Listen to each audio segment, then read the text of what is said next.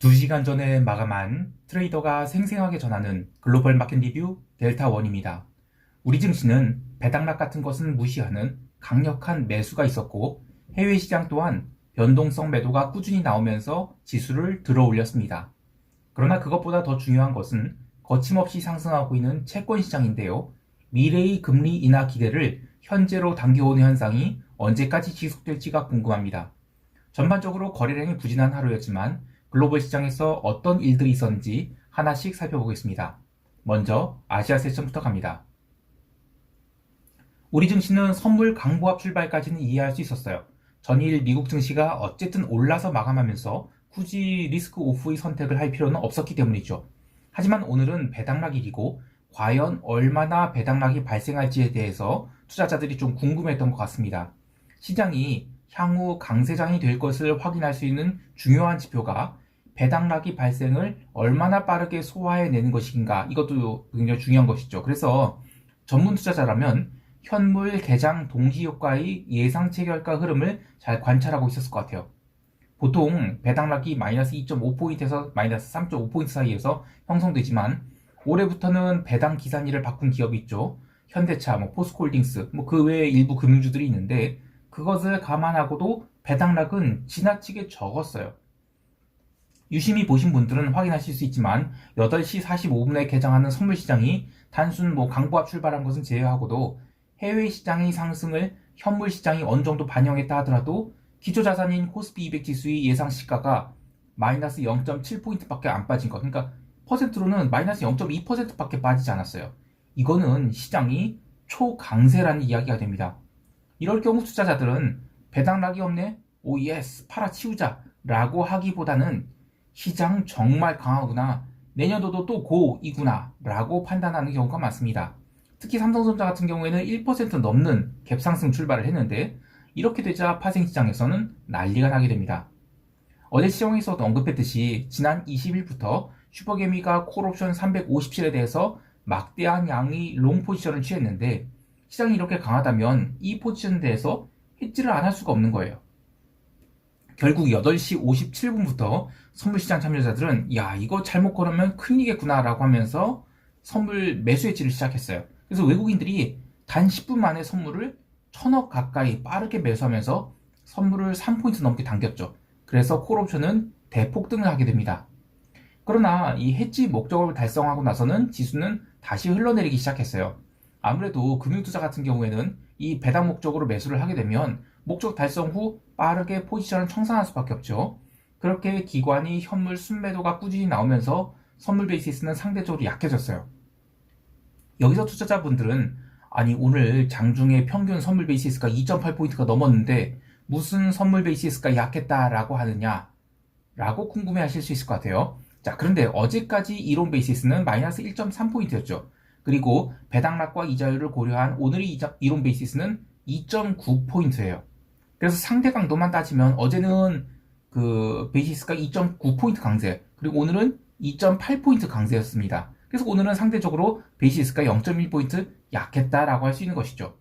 덕분에 오전장의 프로그램 매도는 비차익도 2,500억 나왔지만 차익 매도도 한 800억 가까이 나왔거든요. 그리고 장중에 기술적 반등이 들어올 때마다 현물 매도는 멈추지 않았어요.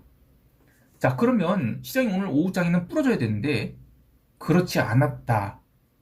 결론적으로 얘기하면 시장은 강세 종가 고가 마감했거든요. 자, 그 이유를 말씀드려 볼게요. 우선 오후 1시까지만 해도 외국인들은 현물 매도를 한 1,500억 가까이 하고 있었거든요. 근데 1시 이후로 그것을 빠르게 되감으면서 종가까지 현물 순매수를 2,000억 넘게 담았어요. 근데 주로 삼성전자를 담았죠. 오늘도 외국인들은 최고가권에서 삼성전자 한 종목만 3,200억 넘게 담았습니다. 또 하나 볼 것은 옵션 시장이 콜 클래스에서 대량리 미결이 위치한 콜 357에 대해서 슈퍼개미가 단 한 계약도 차익 실현하지 않고 원고를 외친 것입니다.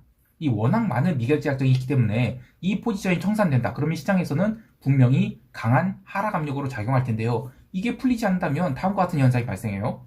자, 우선 방금 마감한 해외 시장처럼 변동성 매도가 진행된다. 그러면 지금까지 상승은 모두 인정하면서 풋 클래스에서 이 높은 절대값을 가진 풋옵션이 대량 발행이 이루어지는데 오늘 그렇게 움직였죠. 종합주가지수 2600포인트에 해당하는 풋옵션까지 대량의 미결제 약정이 증가를 했어요. 뭐 그 아래의 행사가는 말할 것도 없었고요. 이 콜클래스도 마찬가지로 내가격 옵션들이 환매가 증가하기 시작했고요. 그 문제는 이제 그 콜 350C인데 그 중심으로 버터플라이 매도를 잡으려는 포지션들이 쌓이기 시작하는 것 같아요. 자, 이렇게 되면 마켓메이커들은 종합주가지수 2650포인트까지 상승은 인정. 그런데 그 이상이나 그 이하는 허락하지 않고 그냥 해당 구간에서 단단히 포지션을 붙잡아줄 가능성이 커 보입니다.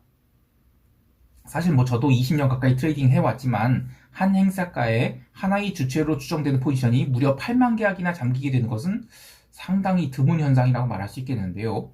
이게 아직은 OTM이지만 ATM, 심지어 ITM이 된다. 그러면 마켓메이커들이 해지가 매우 어려워지게 돼요. 그래서 여러모로 1월물은 오버슈팅의 가능성이 커지고 있다라고 할 수 있겠습니다.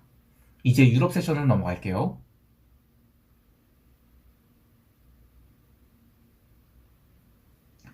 유럽 증시는 올랐다라고 할 수는 없고 그냥 하루 종일 변동성 매도가 지배했다라고 할 수 있겠습니다.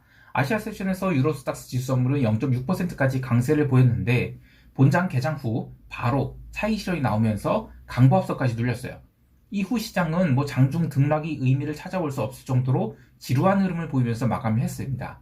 그리고 유럽 변동성 선물인 V2X 선물 5.81% 하락한 14.6포인트까지 하락했는데 여전히 미국 S&P 변동성에 비하면 높은 거예요. 이것은 지난 12월 15일에 기록한 변동성 저점권을 뚫어버린 것이죠. 변동성 선물 만기가 아직 20일 정도 달력일로 남아있는데 신년도 시장을 긍정적으로 보고 있다는 얘기예요. 또한 지난 4일간의 긴 연휴 동안 별일이 없었다 이걸 반영한 것도 있죠. 하지만 채권 시장을 보면 야 이것들이 참 김칫국 거하게 마시고 있다 라는 생각이 들었습니다. 개장과 함께 독일 10년 국채는 꾸준하게 상승하기 시작해서 새벽에 선물 마감할 때까지 스트레이트 양봉을 뽑아냈는데요. 어제 특별한 뉴스 플로우가 있거나 하지 않았죠. 그냥 폭주를 한 겁니다. 이것은 미국 국채에도 영향을 미쳤는데요. 새벽 3시 미국 5년 국채 입찰이 뭐 그닥 잘 나오지 않았음에도 불구하고 유로존 채권 상승을 따라가던 미국 국채는 입찰 마치고 또 레벨업을 해서 종가 고가로 꽂히게 됩니다. 그러니까 지금 이 글로벌 금리 하락은 단순히 뭐 내년이 금리나 기대감에 대한 반영 그거 이상을 담고 있는 이 수급에 의한 현상이라고 봐야 돼요. 독일 10년물과 그리고 미국 10년 국채 스프레드 오늘도 벌어졌죠. 그러니까 독일 채권이 너무 랠리를 하는 거예요. 내년 1월 첫째 주까지도 채권 랠리가 나온다. 그러면 그 다음부터는 이 펀더멘털 검증이 나오지 않고서는 스프레드 확대가 더 이루어질 수 있을까? 자신 없습니다. 통화시장에서도 비달러 바스켓이 강세를 보였는데 유럽 세션 초만 해도 유로화 중심으로 슈팅이 나오면서 유로엔이 1% 가까이 급등하기도 했어요. 근데 시간이 지나면서 엔화도 올라오기 시작했죠.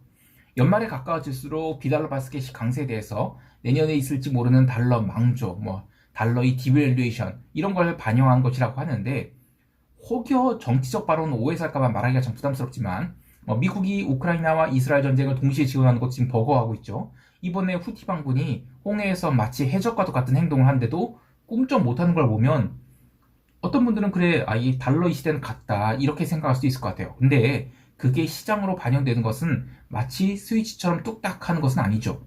그래서 저는 그냥 지금의 비달러 강세는 달러 실수요 부족으로 인한 현상 이렇게 보고 있습니다. 상품 시장에서는 기름도 천연가스도 유럽 세션 초반이 강세에서 치고 올라가지 못하고 흘러내렸어요. 그래서 브렌트 기름은 다시 80달러 아래로 내려갔는데요. 글로벌 상품 시장도 이제 거래일이 이틀 남았어요. 문득 베어링스사이 닉 리슨이 생각나는데요. 연말 폐장일까지 어떻게든 니케이 225 선물을 당겨 올려야만 하는 트레이더. 이거는 브렌트 기름을 어떻게든 80달러 위로 갖다 붙여야 되는 그런 트레이더를 연상하게 해요. 하지만 아무리 과격한 매수를 외친다 하더라도 이 거대한 시장의 흐름을 이길 수는 없죠. 연말까지 브렌트 기름이 80달러 못 넘긴다. 그러면 결국 이 수요단에서의 고구마 같은 상황, 이 수급이 그 수요가 받쳐주지 못하는 것 이게 해소되지 않으면 기름이 계속 가는 건 한계가 있겠죠. 자, 그 외에 구리는 좀 전일 눌림이 있었던 부분만큼 다시 올라왔어요. 그러니까 전반적으로 상품 시장이 비달러 바스켓이 강세를 고려하면 어느 정도는 따라갔다라고 할 수 있지만 특별히 어떤 종목이 아웃퍼포머했다라고 볼 수는 없는 그런 조용한 하루였습니다. 이제 미국 세션 넘어갈게요. 미국 지수 선물은 오늘 역대급 따주기장, 아주 조용한 장이 이루어졌죠.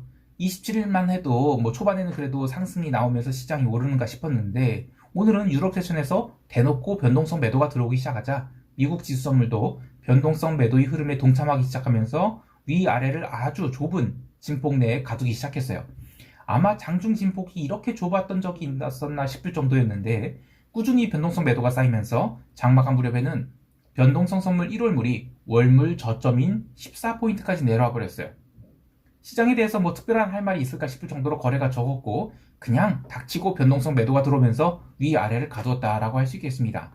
현물 마감 직후에는 당일 들어온 숏들이 손절을 하면서 어쨌든 선물은 나스닥이고 뭐고 신고가 갱신을 했는데 테슬라가 2%대 상승한 것을 제외하고는 매그니피션트 7 종목들을 포함한 대부분의 종목들은 그냥 조용한 흐름을 보였어요.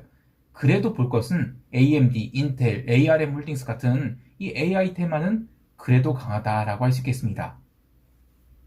개별 종목 하나 더 보면 코인베이스가 화요일이 조정을 이겨내고 갭 상승하면서 무려 7.99%의 오름을 급등을 이어갔는데 이것 또한 이 올해의 시장을 지배한 것이 이성이 아니라 감성이었구나라는 것을 확인하게 합니다. 대단할 뿐입니다. 자, 미국 시장 더 이야기할 거 없고요. 바로 시장 총평하면서 대응 전략 이야기할게요. 우리 증시는 해외 시장의 변동성 하락을 따라가려면 콜 357 미결이 조금이라도 청산이 되어야 될 텐데 저 포지션을 잡은 트레이더들은 사실 청산할 이유가 전혀 없어요. 그렇다고 해서 더 외가격인 콜 360 또는 325를 매도해서 강세 콜 또는 레이쇼 이렇게 포지션을 해지하기에는 포지션 규모가 너무 커요. 어떤 형태가 됐던 저 포지션은 청산이 나오는 순간 시장을 짓누를 수밖에 없습니다. 방금 마감한 야간 선물 시장에서는 양옵션 프리미엄이 조금씩 빠지기 시작했죠. 즉 마켓메이커들이 그나마 할 수 있는 것은 시장을 위아래로 단단히 잡아두면서 콜 클래스에서는 버터플라이로 뭉개거나 풋 클래스에서 델타 절대값이 큰 종목들 위주로 신규 발행을 하면서 델타 중립을 잡아두는 것밖에 없습니다. 그러니까 여러모로 저 미결제 약정을 해소하기 위해서는 리스크를 감수해야 될 텐데 그래도 해외 시장이 굳이 방향성 어느 쪽으로든 터뜨릴 가능성이 연말까지는 낮아 보여요. 그래서 갭 리스크가 적다는 것을 감안하고 자신있게 변동성 매도를 싼지 그걸 보도록 하겠습니다. 그러니까 지금까지 상승 모멘텀 소멸되지 않았다라고 보고요. 장중에 짧은 숏 정도는 볼 수 있어도 추세 하락 같은 건 이건 아직 기대하기 어렵다 이렇게 보고 있습니다. 해외 시장도 마찬가지로 연말까지 아주 조용한 시장이 이어질 것으로 봅니다. 특히 지금 이 Fear and Greed 인덱스가 대부분 greedy 영역에 가 있다라고 해서 야 물려도 숏 이렇게 생각하시는 분들이 좀 있을 것 같아요. 연초에 자금 집행이 한번 들어오기 시작한다. 그러면 여기서는 한 번 더 Extreme Greed 영역으로 들어가게 됩니다. 물론 장중에 가벼운 조정 정도는 나올 수 있으나 변동성을 계속 누르고 있는 상황에서는 사실은 그마저도 안 나올 가능성이 커요. 즉 연말까지는 지수 매매는 최대한 자제하는 것이 좋겠고 숏이 아니라 그래도 본다면 롱으로 봐야 되고 굳이 한다면 지금 독일 10년 그리고 미국 10년 국채 스프레드 지금 계속 벌어지고 있죠. 이게 저는 아직은 수량이 많지 않아서 견딜 수는 있는데 저는 이거 정점 확인한 다음에 스프레드 축소 베팅을 하도록 할 거예요.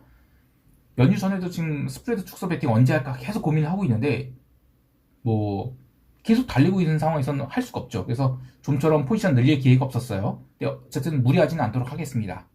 연말까지 가벼운 마음으로 시장을 지켜보실 수 있길 바라고요. 이상 델타1이었습니다. 감사합니다.